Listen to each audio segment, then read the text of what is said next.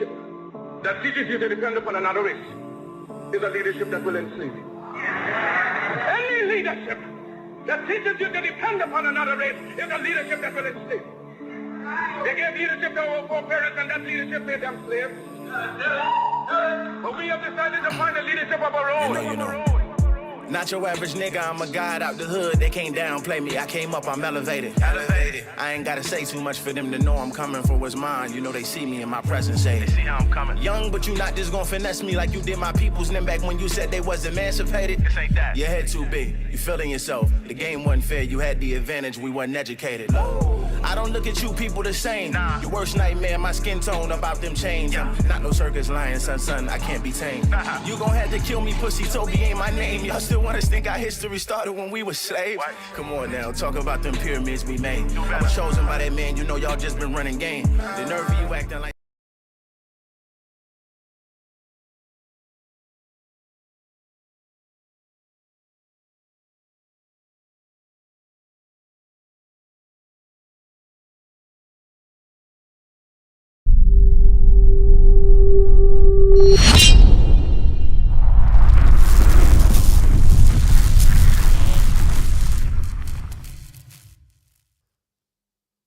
All right, what's going on, family? This is your brother, King Cam, and welcome back to another powerful episode of Shifting the Culture podcast. As you can see, man, we are in a new studio space. So in our new studio space, we've been trying to get everything together, the lighting and all of that kind of stuff. So, you can bear with us as we work to get that in order, though, family. But as you can see, the title of this show tonight is Drake Sues Universal Music Group, UMG, for the Not Like Us record, and allegedly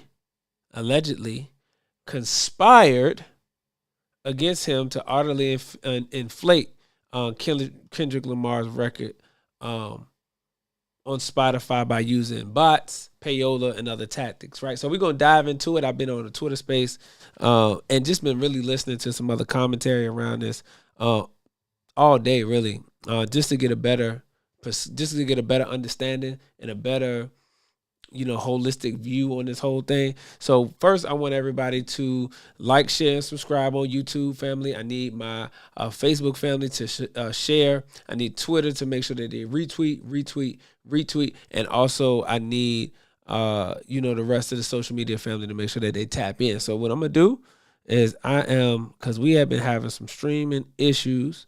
So let me just see if we are live on all of our platforms here. Okay, so we live there, boom. Let's see if we live over on this side, because we was having some issues last week. Okay, boom, we live there. We live on there. All right, so we live everywhere we need to be, so that's a good thing. So now, like I said, I need you to share, family, if you're watching from Facebook. Watching from Facebook, I need you to go ahead and like and share so that we can get the as many people in here as possible, right? So let me share this out to some different spaces real quick, and then we'll dive right into it. This is going to be an interesting conversation, though, because there's a lot of different perspectives. On this. So we want to talk about it. Let me do that. Bam. I'm doing my part, family. Make sure you do your part to make sure we share this out so we can get as many people in here as possible to have this conversation. Boom. I think we'll put it in there. Bam.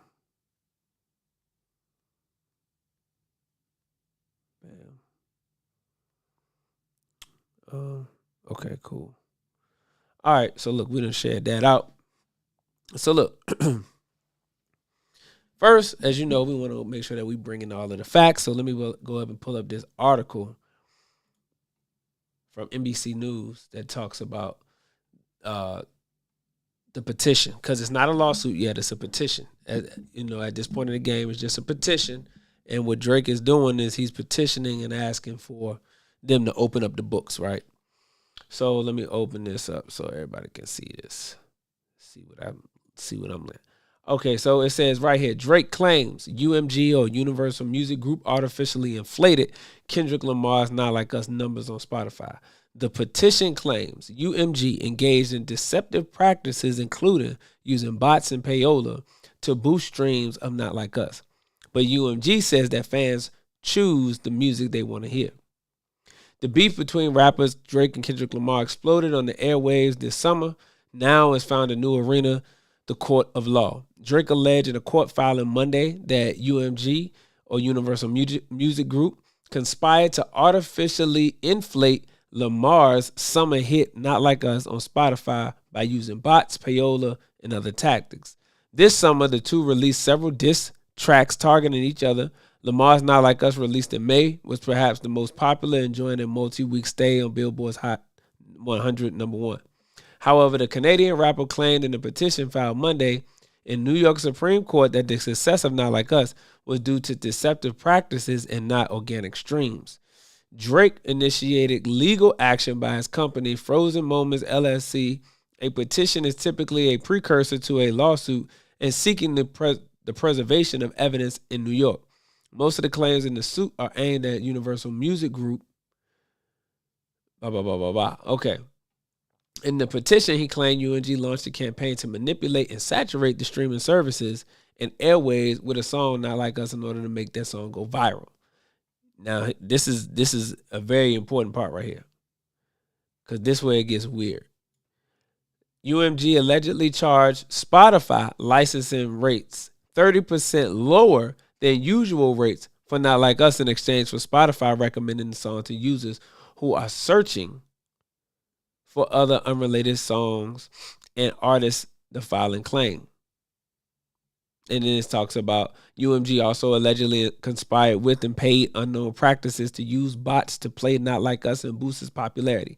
So the petition alleged that UMG also has some financial agreement with Apple to have its digital assistant Siri direct users to Not Like Us when users ask Siri to play Drake's album Certified Lover Boy.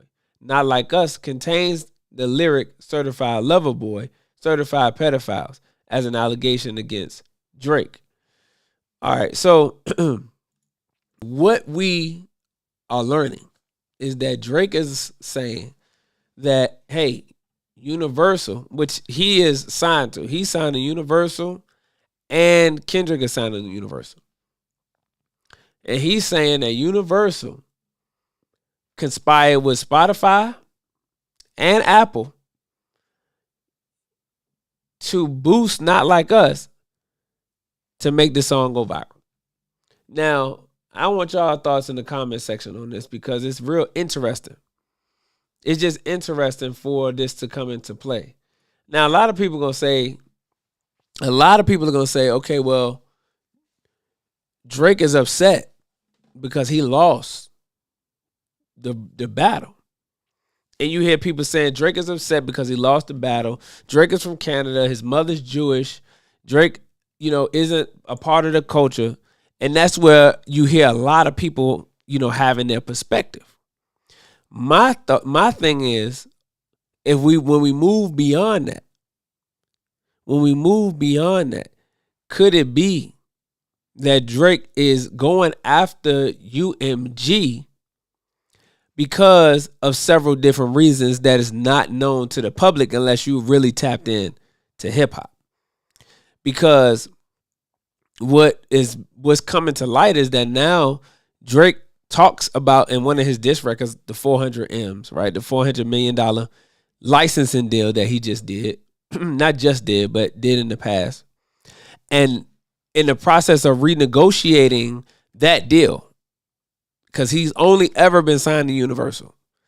In the process of him renegotiating that deal and renegotiating deals now,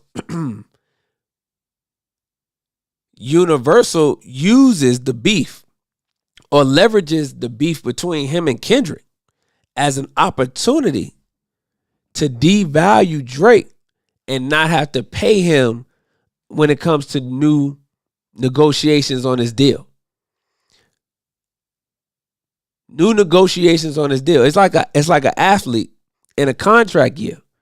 and the team knows that the athlete's coming up for a new deal, then they start to do certain things when they don't want to pay the money.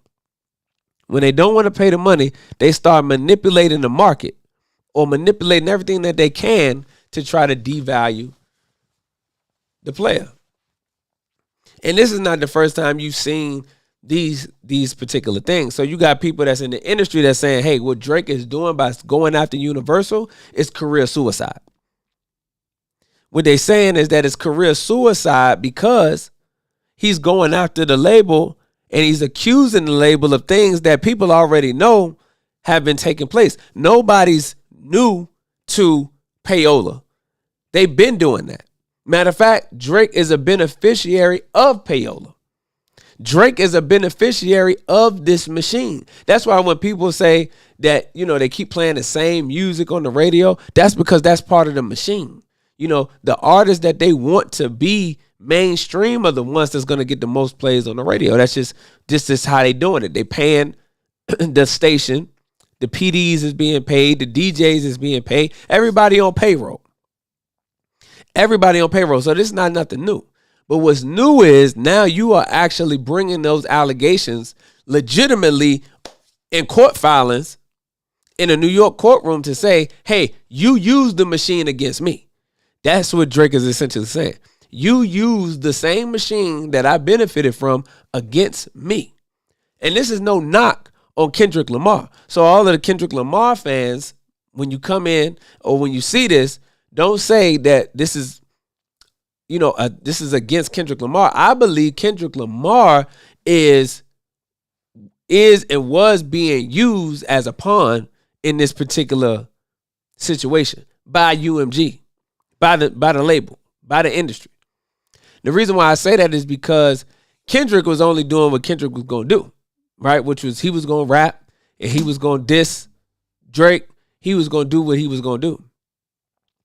Now, his fans was going to support him. And when you look at the time that we in, when you look at Drake's background and you look at some of the things that Kendrick, it's all about timing. So Kendrick was surgical, masterful in his timing in the things that he was saying about Drake. So the timing was masterful, it was genius. So that helped to give him momentum as he was going against Drake. Now, the wrench comes in. The wrench comes in where you look at the numbers, the streaming numbers of Not Like Us compared to, Drake's response Family Matters, right? When you look at the numbers are drastically more than the numbers are drastically more. They're extremely elevated. Now, some people say that Kendrick was just that much better. But in essence, you dealing with professionals. So it's like in basketball, everybody in professional basketball is not head and shoulders that much better than the next. You have you got unicorns. Like you got LeBron James, you got, the Greek Freak, Steph, Dame. You got them that are just exceptional. Like I said, unicorns. But most of the players that play in the NBA, are pretty much on the same level. You dealing with all professionals. So it's the same thing with hip hop. You're dealing with all professionals. Now, could Kendrick have beaten Drake organically? Yes, he could have. Absolutely. Because he has the ability to do so. He has the cachet, he has the skill, right? He had the timing, which is most important. The timing was very important, right? He had all of those things working in his favor. So could he have beaten him organically? Absolutely. But was he head and shoulders that much better than Drake?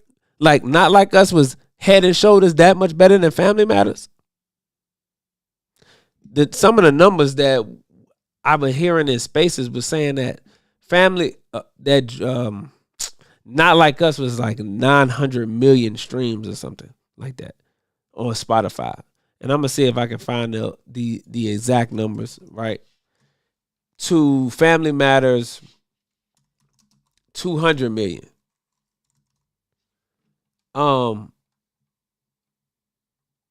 That's a huge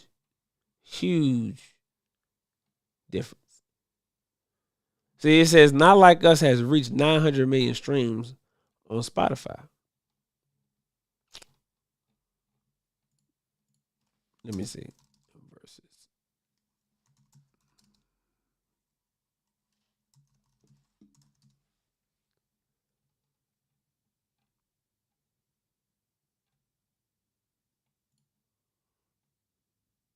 And see, that is the point that we are honing in on was Kendrick Lamar head and shoulders that much better than Drake?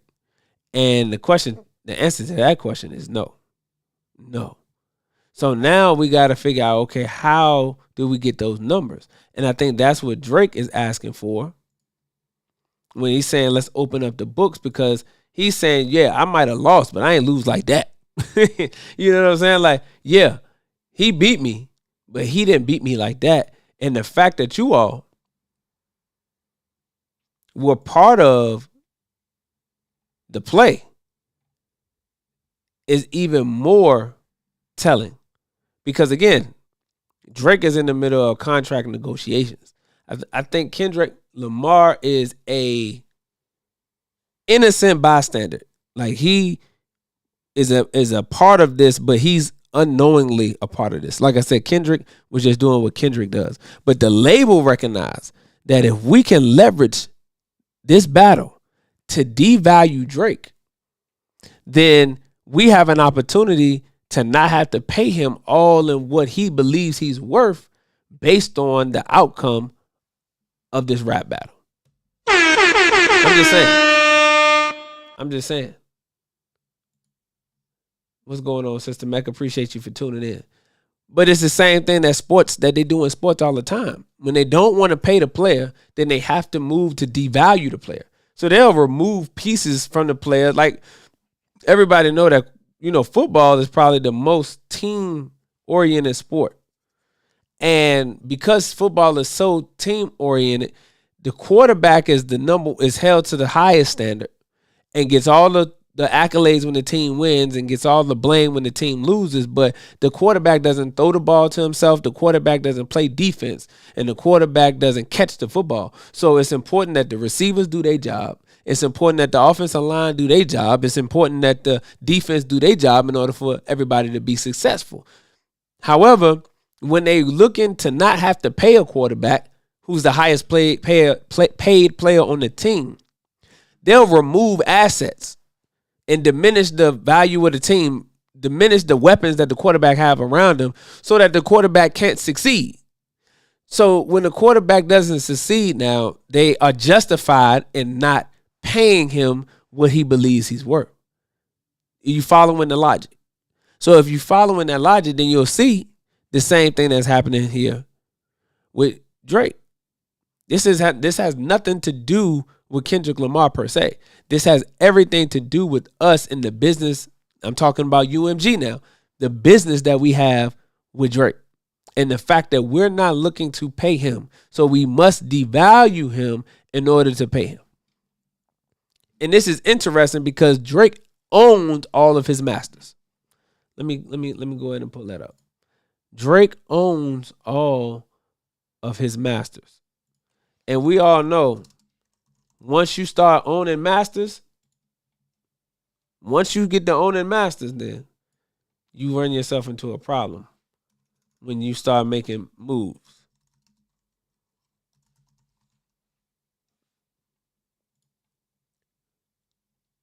Okay, so it says right here, notably, Drake has been associated with UMG, Universal Music Group, for around 2 years, and the price of the deal was reported to be almost $400 million. Drizzy also owns his masters, which refers to an artist owning the copyright to the original sound recordings of his or her music, as stated by Muse. So now this introduces another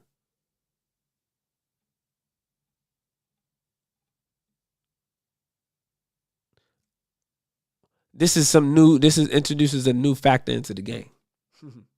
This is a new factor into the game because now we're talking about Drake owning all of his masters. So we just have to sit back and ask ourselves, what is really going on? This is not a knock against Not Like Us, because I really like that record. And I'm not a Kendrick Lamar fan. I'm not a Kendrick Lamar fan by no stretch of the imagination, but I love that new Not Like Us record. And I was Team Drake in the battle. But when that Not Like Us came out, boy, it was over with. So this not a knock on Not Like Us. This not a knock on Kendrick. I listened to the new Kendrick album, and I think it's a strong 7 out of 10. I don't think it's the greatest, but it's definitely a strong 7. I would even give it an 8. It's a strong 7, leaning towards 8 on a scale of 1 to 10. Because Kendrick got about 6 records on that joint that's fire. Like 6 records you gonna ride to. 6 records you gonna bump. 6 records you gonna ride to. And when you can put 6 to 7 records on a 12 to 13 album or song album, then that's good work. That's good work. Because what? He got 12 records on here. 7 of these records is good to go. Whacked Out Morals, Squabble Up, Luther, Man at the Garden, Reincarnated, Heart Part 6. Yo, that's more than 50% of the album. When you can get more than 50% of the album and you got good songs on there, then you got a good album. So that's what I'm saying. That's a 7 to 8 strong on the album. So that's what I'm saying. Like I'm no bias here. This is not bias. But we got to look at the fact, we got to get out of the emotionalism of this situation. Because it don't matter if you like Drake or don't like Drake. So you got to take that part out of it. It's not about liking Drake or disliking Drake, or liking Kendrick or disliking Kendrick. It's just about the facts and the business. And what was pointed out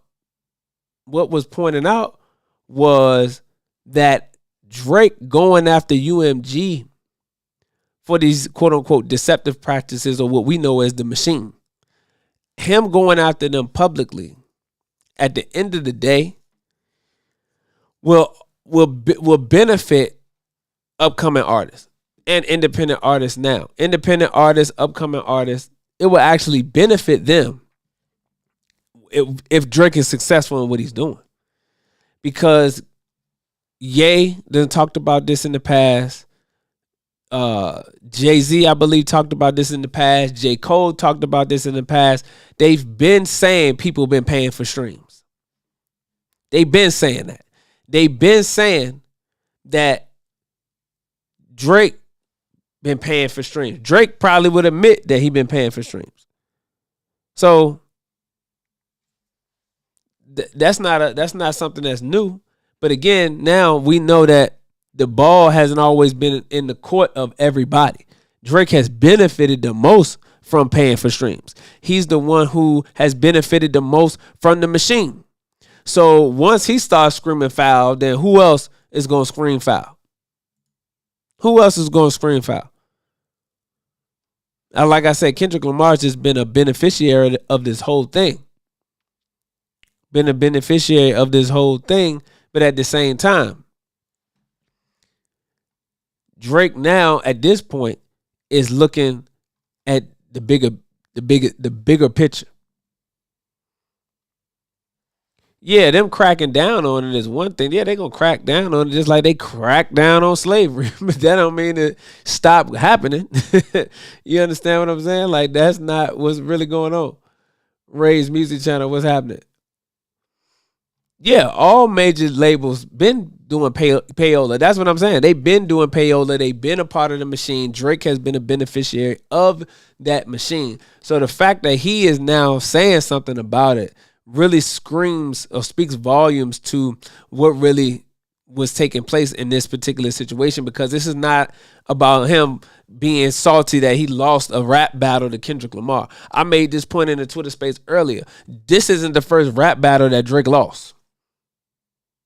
I'm going to say that again. This isn't the first rap battle that Drake lost.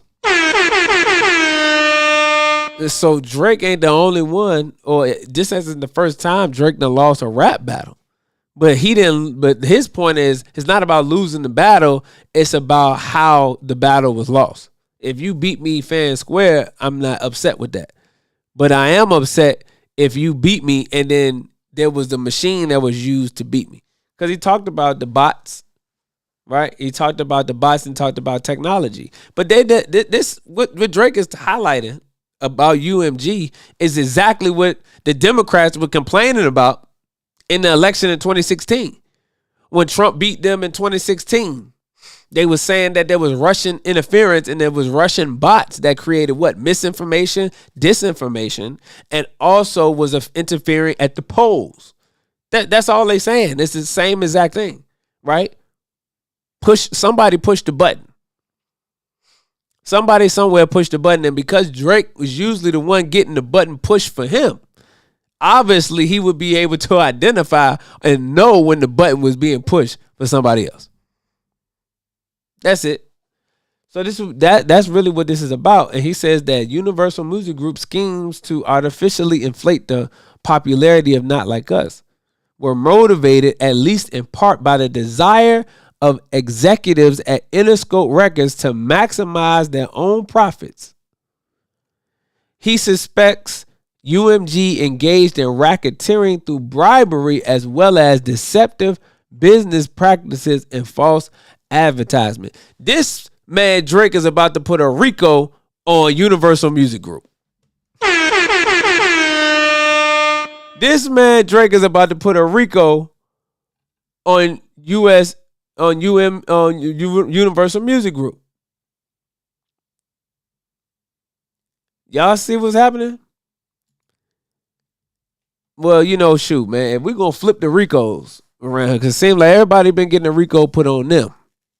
They trying to run on Diddy, put a RICO on Diddy. They threw the RICO on Thug. So now they tried to put the RICO on Big T, Big Trump. So Drake said, you know what? Hell no. I'm putting RICOs on all you. I'm putting RICOs on people now. And he going to put a RICO on the label. That's what this is. That's it. He says he suspects UMG engaged in racketeering. Racketeering. That is RICO. RICO is racketeering influence conspiracy organization. That's what RICO stands for. Racketeering influence. See? Conspiracy organization and criminal organizations through bribery as well as deceptive business practices and false advertisement. This is exactly what the Democrats levied against Trump and the MAGA people in 2016. It's exactly what the Democrats used in the whole COVID campaign. This is what they did. They put these bots out and used deceptive business practices. They lied to the people about taking the jab. Had Fauci out here running around here lying about how safe the jab was and how people being vaccinated, you was safe and the unvaccinated was unsafe, just for him to come out behind that and turn around and say that you took the jab and got vaccinated and then you became infected. So all these people who was taking the shot was still getting infected. President Joe Biden was one of them people. He took the shot. He took all the shots and the boosters and still got infected. Fauci claimed he did this. He said the same thing. People coming out saying the same thing. Deceptive business practices and false advertisement. They liars. These are liars that you're dealing with. And this is what the Honorable Minister Louis Farrakhan has been warning us about our open enemy. It don't matter what field of endeavor, field of business that you get into, whether it's the pharmaceuticals, whether it's medical, whether it's food, whether it's business, whether it's hip hop and music and entertainment. This is the synagogue of Satan, family. This is the synagogue of Satan because they can't be honest to save their life. What's going on, Brother Nathan? They can't be honest to save their life, and it's cost people money. It's cost people careers. It's cost people their life. Sister Mecca mentioned people was taking that jab and dying. So what about all the families that lost a family member behind that foolishness, behind the deceptive business practices, all because companies like Moderna and Pfizer and Johnson & Johnson were getting paid. They were producing these vaccines. So they had a financial motive to push this information. They had a financial motive to support people like Dr. Fauci. So they got a financial motive to do what it is that they're doing to Drake. Because we all know, if we have paid any attention, that hip hop is a tool of the U.S. government. So however they want to manipulate the culture using hip hop, they will do so. Now, here's the thing, because listening to this, you may think that, well, based on everything you saying, Brother King Cam, there's no way that the people can have control. The lessons teach us that there's something called cause and effect. And it's the 85% who don't believe in cause and effect. But it's the 5% that does believe in cause and effect, in the true and living God. So because we understand cause and effect, this right here doesn't seem so off to you, because that's exactly what this is. This is cause and effect. There's a cause to the effect of not like us. So we tracing that back to try to figure out what that is. Drake is tracing that back to figure out what that is. He's aware of the law of cause and effect because he was a beneficiary of it. So he can see it from a mile away. He knew somebody pushed the button for that to go viral. See, you just don't go viral organically these days. Word to Brother Ben, you don't go viral automatically or organically these days, because the way the algorithm is set up now, you got to pay to play. I was just explaining this to somebody yesterday. The way that the algorithm is set up, you got to pay to play. So organic viralism, I just made that up. Organic viralism is not a thing these days. So you can't just go viral automatically or organically for the most part. It takes a lot of factors for you to gain some traction. And really and truly, you're not going to go that, you're not really going to do it. It's going to be hit or miss or on an organic situation. Like everything got to line up. The timing, the content, what's being said in the content, what's being said in the social media streets right then and there. Does it pick up traction with the algorithm? Is it an occurring event? Is it something that most people are talking about? See, all of those factors weigh in. All of those factors weigh in when it comes to going viral today. So Drake understood that. So when he seen what happened with Not Like Us, he said, wait a minute. Somebody doing something behind the scenes, because this is not really how the game go. It's really not how the game go.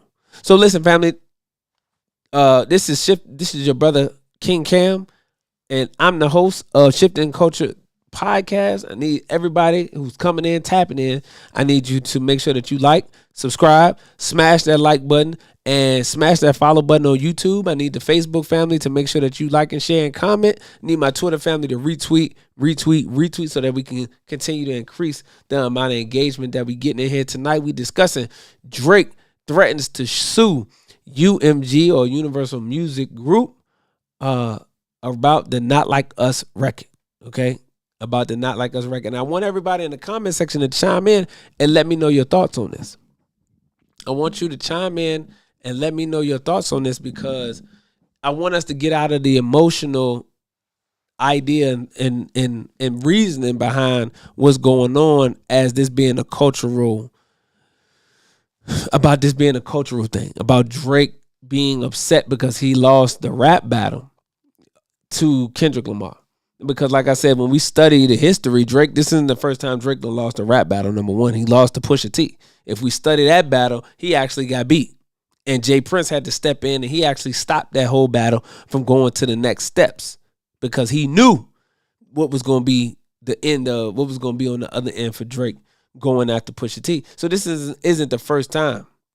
This isn't the first time that Drake lost his rap battle. So this isn't about a rap battle, more so this being about his money and being about the business, and the fact that contractually Drake held up his end of the bargain in recouping the $400 million that he was paid for the licensing that deal I believe he did with Apple.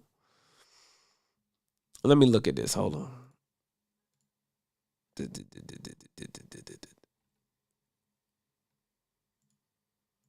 I just want to make sure I got the numbers right. 400 million.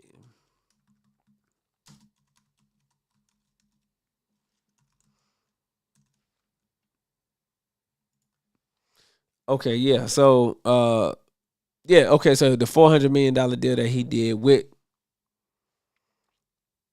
Universal. All right.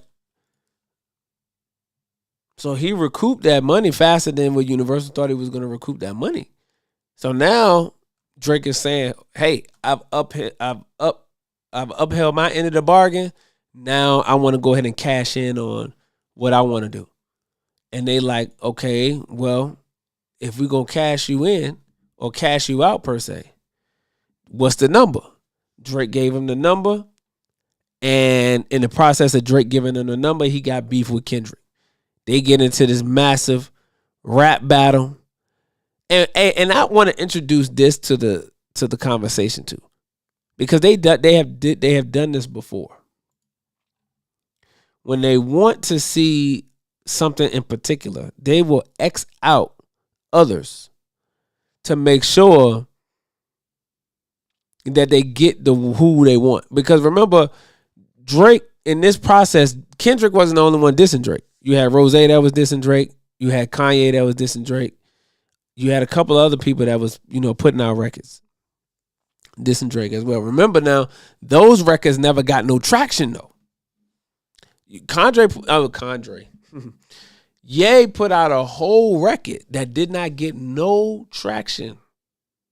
I want you to think about this. And this ain't no lightweight. This Ye. This Yeezy we talking about. Put out a whole diss record and went on a mini media run about this diss record, but this never got no mainstream play. Think about it. Then the J. Cole factor. J. Cole originally responds to Kendrick. Then he backtracks and recants and apologizes on the Dreamville tour about what he said to Kendrick. Now, could it be that somebody paid a visit to J. Cole and said, "Hey, listen, we want you to go ahead and step aside. We want you to go ahead and step aside because we want to set the stage for Kendrick versus Drake. So go ahead and step aside." Maybe they paid him some money to step aside. Maybe they didn't. Who knows? I'm just putting this scenario together. And there's a conversation around why you should step aside. And maybe Cole genuinely wanted to step aside, and this was just something that pushed him over the edge, right? Just gave him a little push to take him to the next level. So they removed J. Cole from the situation. They don't give Ye no traction in his diss. They don't give Rose no traction in his diss. So they set the stage for it to be Kendrick versus Drake. The two Universal artists. I don't know if J. Cole is on Universal or not. I don't believe that Rose is signed to them or Yeezy is signed to them. Neither. I'm not 100% sure. I would have to double check that. But again, they set the stage for these two in particular. Now, they did this in horse racing before. If anybody is familiar with horse racing, now I studied some of the old horse races. Okay, old horse racing. Study some of the OG stuff. I'm talking about Man of War, Secretariat, Ruffian, all of the greats, right? Triple Crown winners.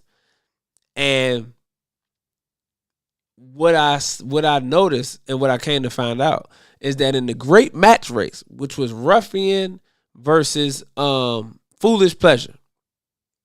Foolish Pleasure was the greatest 2-year-old at that time, right? Was the top 2-year-old colt at that time. Ruffian was the top filly at that time. So this was I believe this was in the early 70s. No, excuse me, late 70s, because Secretariat was early 70s. So Ruffian was after Secretariat. This was like 75, 76 Vietnam War at the time. You had a lot of, this was about communism and democracy and feminism and misogynistic ideals and all of this stuff, women in the workforce. So this whole idea of a girl horse versus this boy horse was something that captivated the nation. Okay? Now, Ruffian was undefeated. Ruffian was undefeated as a filly, as a 3-year-old, I believe it was. And Foolish Pleasure had lost in the Preakness, I believe. I think he won the Kentucky Derby. He did win the Kentucky Derby, but he lost in the Preakness. And and then I believe he lost again in the Belmont Stakes. Okay, follow me, family. So, and if you don't understand what I'm talking about, this is for people that watch horse racing. You know the 3 races in order to get the Triple Crown is the Kentucky Derby, the Preakness, and the Belmont. So in that year, Foolish Pleasure won the Kentucky Derby. He lost the Preakness and he lost the Belmont. So there were 2 other winners, the Preakness winner and the Belmont winner, who all pretty much had the same record as Foolish Pleasure. Now, they were paid, the owners of those horses were paid to not be in the conversation anymore. They were paid to drop out of the race of competition, because the conversation was, well, if Foolish Pleasure is no longer undefeated, and he wasn't because he lost twice, then how does he get to have a match race with Ruffian as the undefeated filly when you got a Preakness winner and a Derby and a Belmont winner who also should have a shot? So what happens is they were paid to not race. So it set the stage for Foolish Pleasure and Ruffian. Well, why do I bring that story up? I bring that story up because it's a story that highlights the fact that when America wants to create a particular narrative, when they want to create a certain type of event and certain individuals, then they will do that. They will create that. That's not something that's going to happen organically. So this Kendrick Lamar versus Drake was not something that happened organically. This is something that was crafted and formulated to happen. I'm just laying it out there. Yeah, Rose was whack. Rose was whack. I wouldn't expect them to give Rose no play anyway. But Ye is different. Ye was completely different. And they didn't give Ye no mainstream radio play with his diss against Drake. And that would have been a good one to see too. Ye versus Drake? Come on, man. That would have been just as, that almost would have been a bigger bill. Like, that would have been a bigger sale than Kendrick versus Drake. But the way the messaging was set up, it was all set up for Kendrick and Drake. So, again, this was manufactured. So now we got to ask ourselves, why was it manufactured? What was it that made them want to make this matchup happen? So, Drake is now going after them. Going after the record label. Not going after Kendrick, but going after the record label. Now, this is another thing that I saw that was interesting. And you had to just sit back and think about it, because throughout the Kendrick Lamar disses, one of the things that he levies against Drake is being a pedophile. Now, whether that's true or not is one thing. Because if it's true, then you need to make sure, then you got to pay for your crime. Every dog has his day. So if that's true, then Drake got to own up to that. But these are the same charges that they always levy. Especially when somebody is the owner of that masters and looking to break away from the slave ship. When you looking to leave the plantation, and when you tell master, this slave stuff ain't working for me no more. I'm about to peace out. I'm a freedman now. I got my walking papers. I got my freedom papers. There was masters who didn't honor the freedom papers that some of their slaves had because of the arrogance that they thought the slaves had for deciding they wanted to be free. They would burn the slave free papers, and they wouldn't honor freeing their family members if that was conditions of their freedom. You had slave masters like that. So just because you got the papers doesn't necessarily mean that you was going to be free. It still was all at the discretion of your open enemy. So Drake is deciding he leaving the plantation. And they said, well, this nigga done got arrogant. Who he think he is, thinking he gonna now lead the plantation. He gonna get a $400 million bag off of us, and then he gonna just up and leave? And he owned the masters? You think you just gonna get out of here like that? Nah.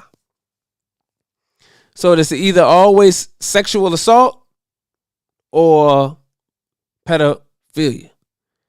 They're gonna put one of the cases on you: sexual assault of women, or they're going to put you on there with underage girls or underage boys. They hit Michael Jackson with underage boys, pedophilia. They hit Bill Cosby with sexual assault, women. They hit Deshaun Watson, sexual assault, women, to get him up out of Houston, right? Because remember, he called out Houston. Remember, he called out the Houston Texans for being racist and deceptive and dirty business practices. That's what Deshaun Watson did. People don't remember that before he went to Cleveland. That's why he got up out of Houston. And the minute that he started talking about how racist the Houston Texans were, then they hit him with the sexual assault case with them 20 massages he was getting. Look. I'm just telling you, that's just what it is. That's just what it is. So you got Bill, you got Mike, you got Tory Lanez, sexual assault and attempted murder. No, not a sexual assault, but attempted murder on Tory. Remember, Tory owned his masters. So when you look at these individual cases, now you hear the seeds being planted that Drake is liking underage women and being with underage women. So you planting the seed for things that come down the line. Now they hit Diddy, same thing, sexual assault, all these different stuff. Yep, look, Dustin just came in there with it. Yep, don't forget Diddy. Yeah, they hit Diddy. Same thing, sexual assault. Because why? Diddy decided that he was going to sue these liquor companies for not putting his liquor in the stores and on the shelves with everybody else. This is just the facts. I'm just laying it out, family. I'm really not biased in this at all. I just want us to look at this from a holistic view, because what I don't like is when people become overly emotional behind these things. Just like with the election, people were so emotional behind Kamala and Trump, people couldn't think straight. So you couldn't even think about policy or information or the blatant things that was taking place on the campaign trail, because you were so invested in there being either a black female president or there being a president who claims he gonna make America great again. And neither one of them was gonna be true. Neither one of them is gonna be true. All right? But people were so emotional they couldn't see the forest for the trees. And that's what I don't like. I want people to really use your thinking cap. Use that big old brain that God gave you. Okay? Use that big old brain that God gave you. And let's not be emotional. But the problem is that we become, as I mentioned before, we are socially engineered. The government socially engineers the people to set up certain narratives that they're going to ultimately present to you, but they got to prime you up first. So that before they get into these sexual assault cases and these these pedophilia cases against all of these big stars and these very influential people, they got to prime you first. They prime you to be sensitive to sexual assault or to the exploitation of women or exploitation of young boys and things like that. So they already dropped the seed in your mind to cause you to be sensitive to it. So then when they present you somebody who's accused of these things, you don't even look at the information. You don't even that's why they don't even count on you reading any indictments or you reading any court filings or you reading any witness testimony or you even following the case for that type of information. They are strictly betting that you are going to be so emotionally invested that you will crucify this person in public opinion, in the court of public opinion, even if they're not even ultimately found guilty in the court of law. Yeah. They don't care sometimes about you even being found guilty in the court of law. They want you to be found guilty in the court of public opinion, because whether you're found guilty in the court of law or not, they can now do whatever they want to do to you. See, once you are convicted in the court of public opinion and you no longer have the support of the people, you are chopped liver. You are done for. You can have anything happen to you at that point.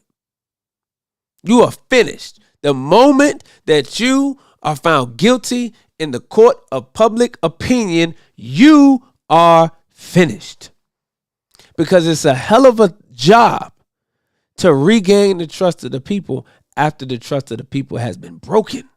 So for all of my people who have been incarcerated and have spent time reading the 48 Laws of Power, that's our favorite book to read, the 48 Laws of Power, and the people who, they trying to find themselves, that's their go-to book, the 48 Laws of Power. Well, one of the laws in the 48 Laws of Power is to smite the shepherd. And when you smite the shepherd, you can scatter the flock. And that's all that is when these powerful, influential people who have done some resemblance of good in our community, they use that method of crucifixion, because that's what it is. It's another method of crucifixion where they smite the shepherd so that the flock can be scattered. So what they do is they throw a case on one of them. They tear down the character of one of them.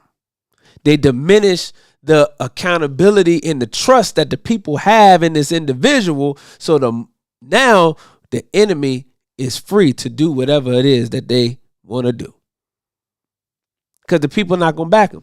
The long as you got the support of the people, the enemy can't do nothing with you. Yeah.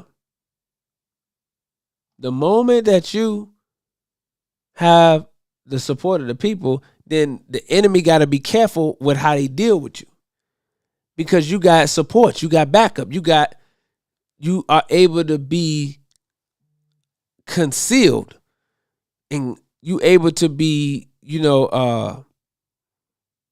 insulated by the support of the community, because nothing runs without the support of the people. No businesses run, government doesn't run, nothing flows without the support of the people. So if you insulated with support of the people, then they can't really do nothing with you. But the moment you get outside of that insulation, now you become a victim. Okay?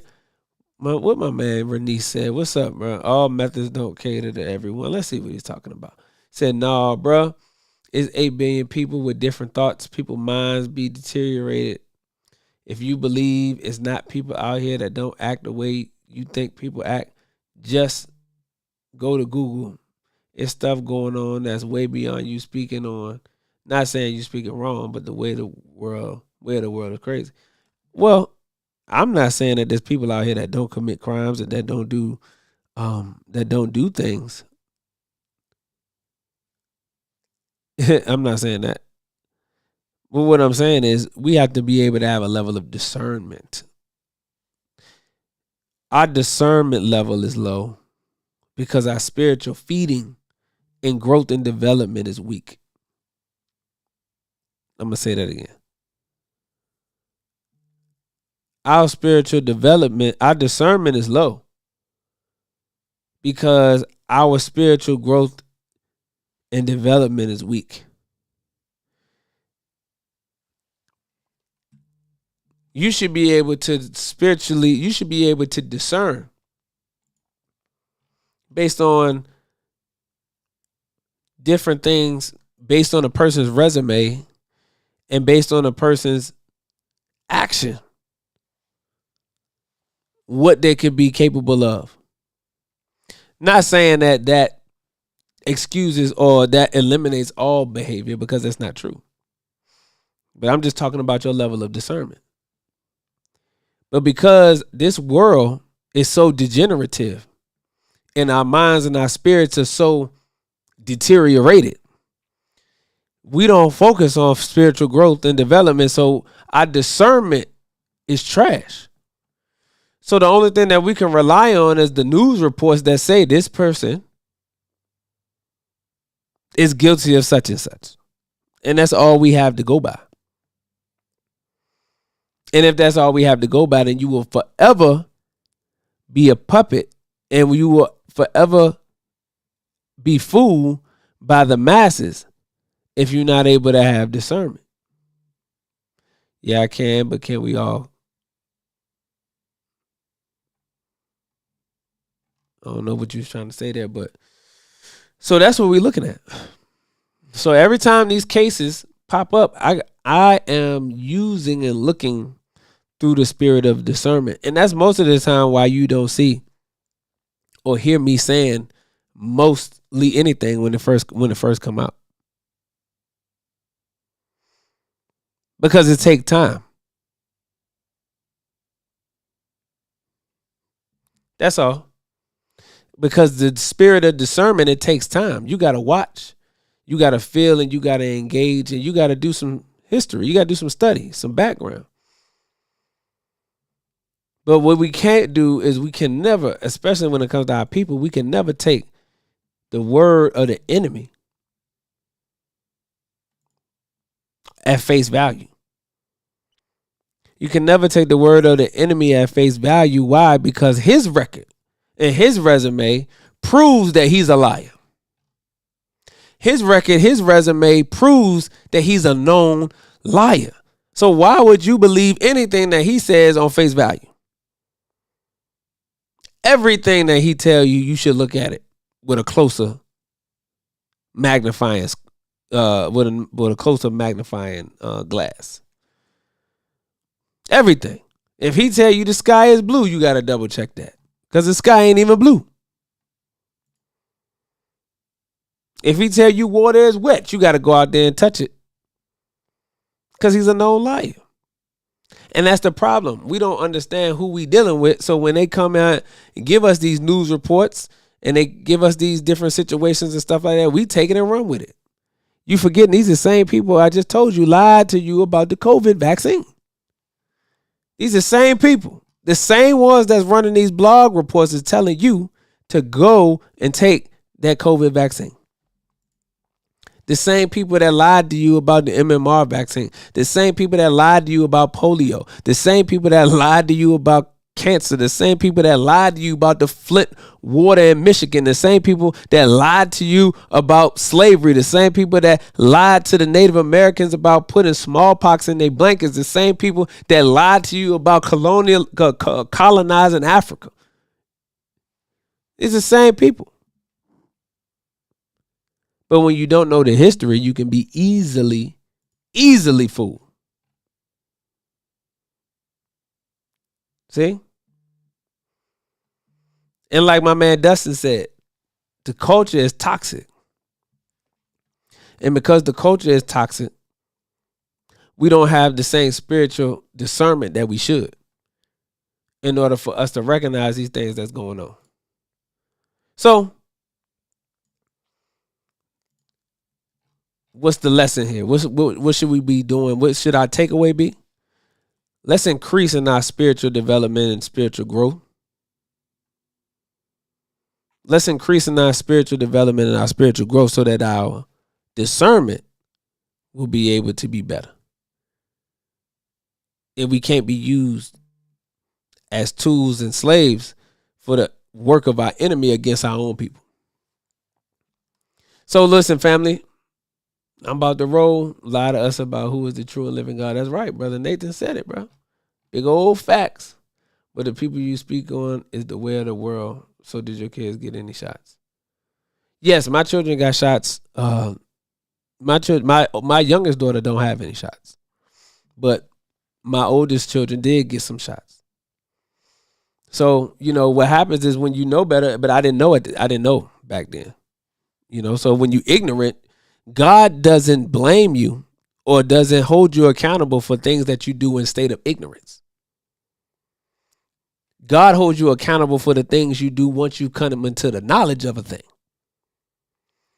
So I didn't have the knowledge of vaccines when I had my older children. So I was in a state of ignorance, just like most of everybody else. But with my youngest daughter, I wasn't in a state of ignorance. So now I could be charged. I could be charged with being in defiance to God and to the will of God and to his messenger if I had not put my knowledge into practice. Meaning I knew about what vaccines were with my youngest daughter. So because I knew that, I put it into practice and said, no. She ain't getting that. We good. Right? So that's the difference. That is the difference, family.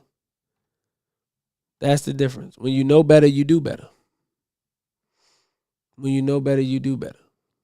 All right? So, man, I appreciate everybody for tuning in tonight on Shifting the Culture podcast. I'm your host, Brother King Cam, and I appreciate you all for coming through. Again, man, make sure you follow us on all social media platforms.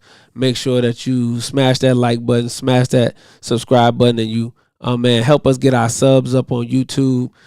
Slide over to Facebook. Make sure you give us a like and a share over there on Facebook. Share this out to family and friends, anybody who may be interested in this conversation. Also, on the Twitter family, I need you to make sure that you retweet. And then, the Instagram family, you'll be getting these clips in just a few days, and make sure that you support the content and join the community. At the bottom of the screen, you'll see the opportunity to join our community and shift in the culture. Scrolling across the bottom, you able to join the community by texting the word STC podcast to 888-294-2793. Again, you can text the word STC podcast to 888-297 888-294-2793. Okay, so what is this?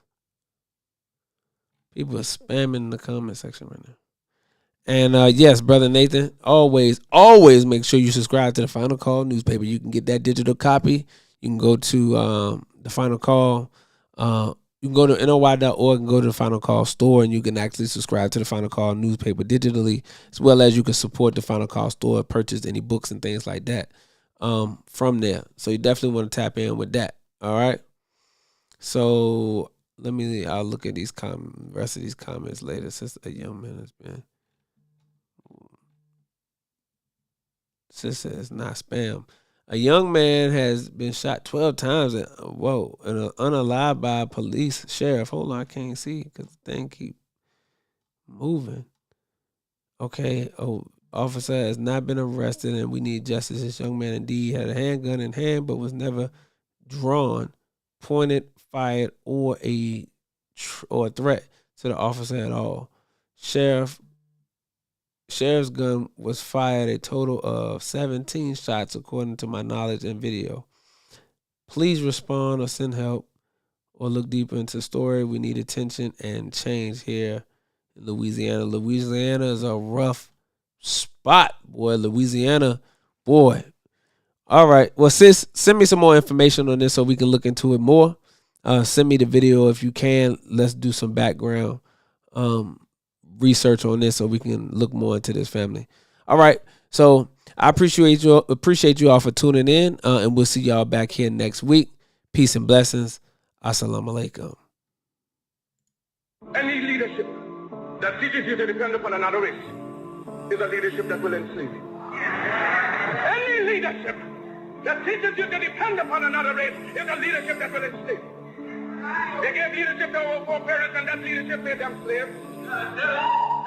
But we have decided to find a leadership of our own. You know.